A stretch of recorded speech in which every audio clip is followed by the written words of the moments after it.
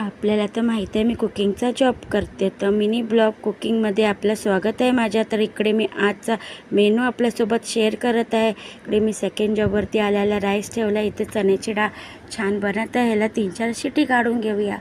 तोपर्यंत मी ते भाजी वगैरे कट करून घेत आहे. मधली गॅस ऑन नसल्यामुळे खूप प्रॉब्लेम होतो, ती बिघडली आहे. तर राईससुद्धा झाला. इथे बनवत आहे छान टोमॅटो आणि दुधीची भाजी. त्याला छान वाफेवरती शिजून घेणार आहे 3-4 वेळा. असं झाकण उघडून भाजी रेडी आहे. कोथिंबीर ॲड केली आहे. छान अशी दुधी टोमॅटोची भाजी बघू शकता. इथे बनवल्या पहाडी चिकन ड्राय. तर इथे चिकनसुद्धा आपलं शिजलं आहे. छान कलरसुद्धा छान आला बघू शकता. ज्यांना चिकन ड्राय आवडतं त्यांच्यासाठी रेसिपी खूप छान आहे. तर रेडी आहे आपलं पहाडी चिकन. तर बघू शकता पहाडी चिकन रेडी आहे. त्याचा फुल व्हिडिओ माझ्या यूट्यूब चॅनलला मी अपलोड केला आहे. माझ्या यूट्यूब चॅनलला लाईक शेअर सबस्क्राईब नक्की करा. ड्राय चिकन आहे, खूप छान रेसिपी आहे. इथे दुधी टोमॅटोची भाजी, चण्याची डाळ छान अशी आणि स्टीम राईस असा मेनू होता इकडचा. सगळं व्यवस्थित झाकून वगैरे गॅस वगैरे क्लीन करून जात आहे मी नेक्स्ट जॉबवरती. त्याचासुद्धा व्हिडिओ ह्याच्यातच अपलोड केला.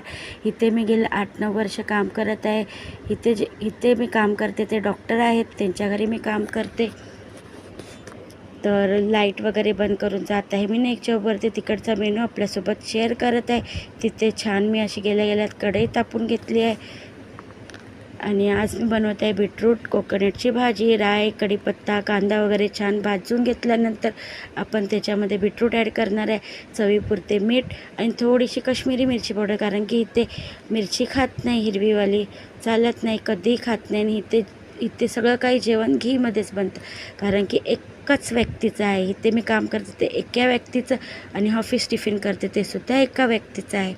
तर छान अशी भाजी शिजून घेणार आहे आपली. एक साईड पीठ मळून घेत आहे आणि पराठासुद्धा बनवायचा आहे. तर कमेंटमध्ये नक्की सांगा आजची रेसिपी कोणती छान होती आणि आजची रेसिपी कशी होती, कमेंटमध्ये नक्की सांगा. तर भाजीसुद्धा आपली शिजून झाली आहे बघू शकता. छान अशी त्याला मी परतून घेत आहे. एक साईड आपले पराठेसुद्धा रेडी होत आहे, फुलके छान दोन्ही साईडला छान ब्राऊनपणे शेकून घेत आहे.